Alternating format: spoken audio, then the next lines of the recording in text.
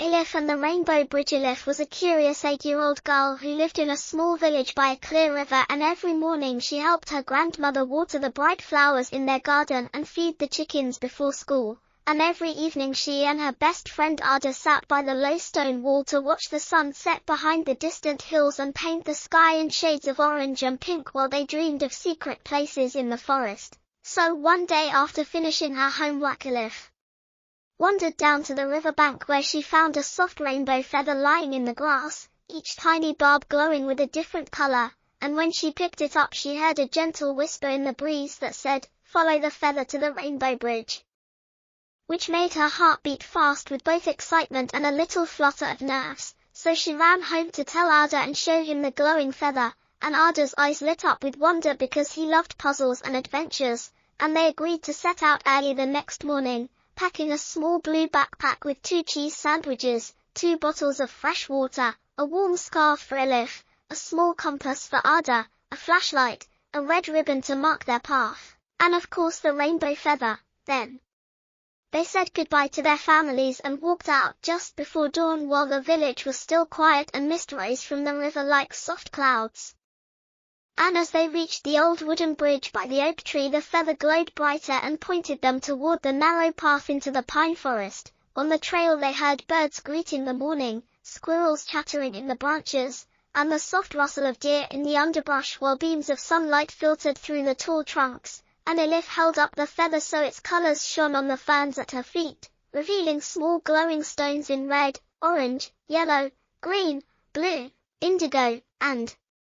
violet that formed a line through the woods. So Arda used his compass to keep their direction as they gathered the stones one by one. Elif picked up the red stone near a patch of wild strawberries and said it felt warm like sunrise.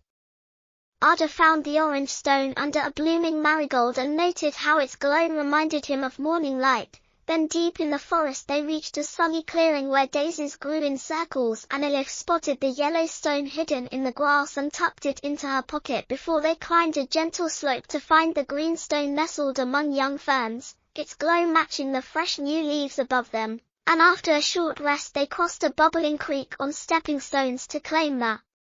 blue stone that lay in the water and sparkled like a drop of the sky itself. Then they followed a mossy log to discover the indigo stone on its bark next to a family of hedgehogs that snuffled happily and welcomed them with curious eyes. And finally they came to a ring of purple orchids where the violet stone rested on soft petals glowing like twilight in the day. With all 7 stones in hand they returned to the line of glowing markers, and Elif placed them on a mossy tree stump in the order of the colors of the rainbow. And as soon as the violet stone touched the stump, the air around them shimmered and the ground trembled just enough to make their hearts beat faster. And before their eyes a gentle curve of light rose from the trees to form a bridge arcing above a deep ravine, its rails and planks glistening in every hue they had placed, like a living rainbow that invited them to cross. Elif and Arda exchanged excited glances and held hands as they stepped onto the bridge, feeling the soft hum of magic under their feet and watching the forest fall away beneath them, with the morning sun shining through the colors to cast dancing shadows on the rock walls below, while Pip, their playful puppy, padded beside them as if he knew the way. Halfway across they heard a soft song carried on the wind and saw at the far end a small clearing where a tall silver tree stood in a meadow dotted with rainbow flowers, and under the tree sat a gentle deer with antlers like branches of light, whose eyes glowed like stars as it greeted them in a calm voice, saying, "Welcome, brave children, you have restored the Rainbow Bridge with courage, kindness, and clever hearts, and now I have a gift for you."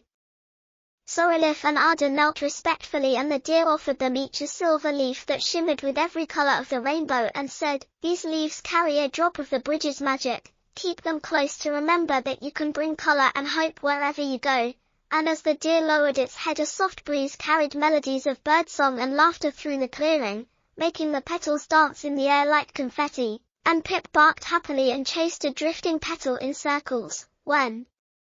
it was time to leave, the deer touched each leaf to their foreheads, blessing them with a gentle warmth, and then pointed its nose toward the first glowing stone of the path. So Elif, Arda, and Pip crossed back over the Rainbow Bridge, which faded behind them into a faint glow that merged with the sky. and they followed the colored stones in reverse order until they reached the edge of the pine forest where the village fields lay waiting under the bright morning sun. Their families rushed to meet them, hugging them with pride and delight, and Elif and Arda held out the silver leaves and told everyone about the glowing stones, the rainbow bridge, and the silver deer in the meadow, and that night they placed their leaves on their bedside tables and wrote in their notebooks, "We found the rainbow bridge by following shining stones, we helped magic return, and we learned that courage, kindness, and teamwork can paint the world in every color." And as they drifted to sleep they dreamed of new adventures on sparkling paths and rainbow bridges that might appear again whenever someone followed a glowing feather with a brave and loving heart.